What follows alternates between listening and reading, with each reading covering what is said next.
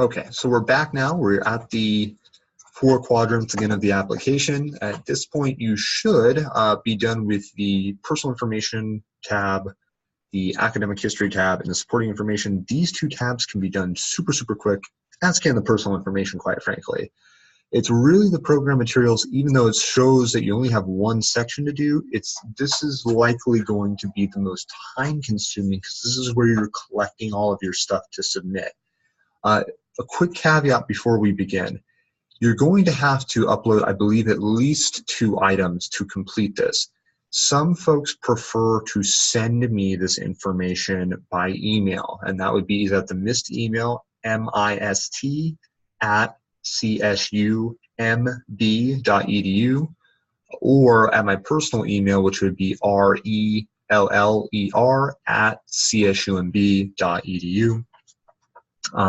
Both of those can be found once again on our MIST website, and that's totally fine. If you prefer to just send me your statement of purpose, your resume, the 2 letters of recommendation, and your unofficial transcripts straight to my mail, just so I have it all in one spot, totally cool with that. We love it. If not, and you include it here, then we have it all in one place. So as long as we're getting it relatively all in one place, or if certain things are causing you trouble, and you just prefer to send it to me so I can upload it to your application, we can do that too. So there's lots of ways to get this section done, but to make it submittable for your application, what you're gonna have to do is go ahead and upload some of these things. So this part of the application details itself out pretty clearly, kind of what our program is and what we need from you. So once again, the required documents: resume, 2 letters of rec, unofficial copies of your transcripts, and your statement of purpose. For international students, you have additional things that are required. You're going to need even though it says if required, it is required. You're going to need a foreign credential evaluation report. This is usually done by what's called a NACES accredited institution. WES, World Education Services, tends to be a very popular one. Education Perspective tends to be another popular one. But any NACES accredited institution will be able to do that. So if you Google NACES, any list of their members, you can order course by course foreign credit evaluation report that would go ahead and detail out what you took at your foreign university, the equivalent of those classes to US classes, and the equivalent grades of said classes to ours. So then you would also want to include in said evaluation report a degree equivalency. Is it a bachelor's degree, master's degree, so on and so forth? That's something that the company can do for you. And your US GPA equivalency, so what your final cumulative GPA would equate to at a US institution. Okay.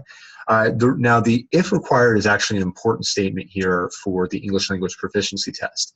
In one of the previous videos, I alluded to the fact that it is possible for you to have gone to an institution in your home country that teaches entirely in English. If that's the case, you don't have to prove English language proficiency, as we only require that you've taken up to 3 years of English at the college level. So if up to 3 years completely taught in English for every class. It's a very important distinction. So if all of your classes or the vast majority of classes were taught in English, you probably don't need to get the English language proficiency test. But in most cases, if you have foreign documents, you most likely have to do that English language proficiency test. Another important factor is the copy of your passport and financial affidavit.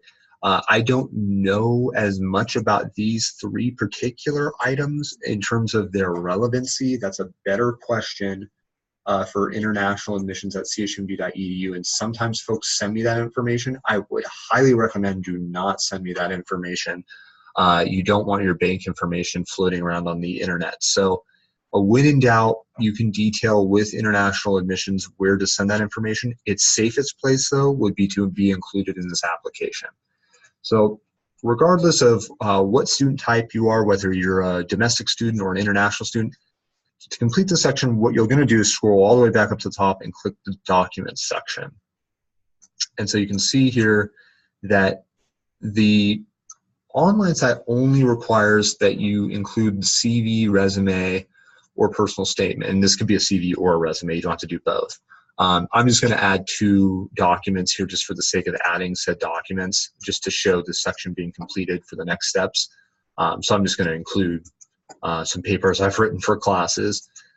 But you would obviously upload whichever file type is most relevant to you. Docs and PDFs make the most sense, but as long as it's something openable, I really don't mind. The application accepts just about every single file type that you can think of, but once again, Word, Doc, or PDF makes the most sense. So go ahead and throw these two documents in here to show that I've submitted my resume and statement of purpose. On this page, if you have recommenders who've already written letters for you, you can go ahead and put them under some of these other documents. In fact, you can put them under any of these. If some of the documents don't, for example, let's say, well, you know, they have titles, but they're not always relevant to what you might be uploading. So let's say you want to upload a letter of recommendation. Usually what's best is anything that doesn't have a name value in here, just upload it as an unofficial transcript. You can see here too, another important distinction is there's only roughly 5 to 6 slots to upload for unofficial transcripts. Some folks have a lot of transcripts. You know, I've seen some applicants with more than 10. If that's the case, you're probably just going to want to email me scanned copies of said transcripts directly to the email addresses that I've stated previously. That's absolutely fine.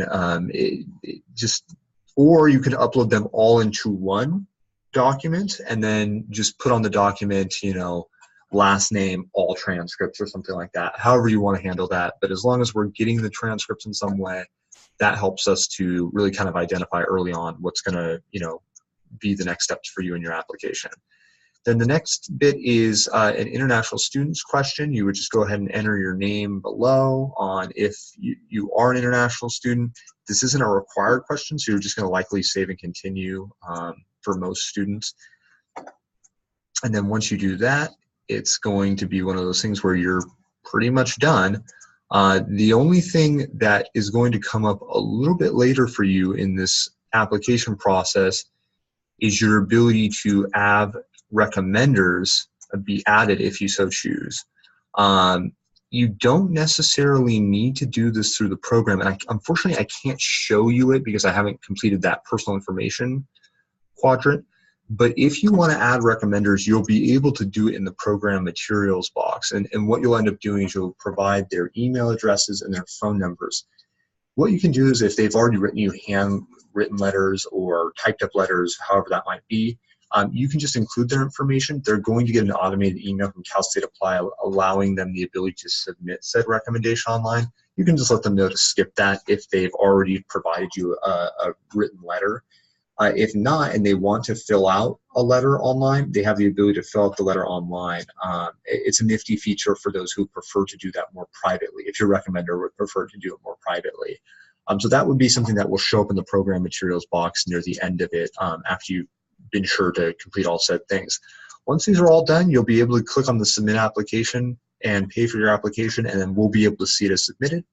And from there, you'll have a chance to be reviewed as an applicant for the MIST program. So if you have any further questions, don't hesitate to contact us at chumb.edu/MIST would be our website. And at my office number, which would be 831-582-4790, or by email at mist@chumb.edu. Best of luck, and don't hesitate to reach out if we can be of any help.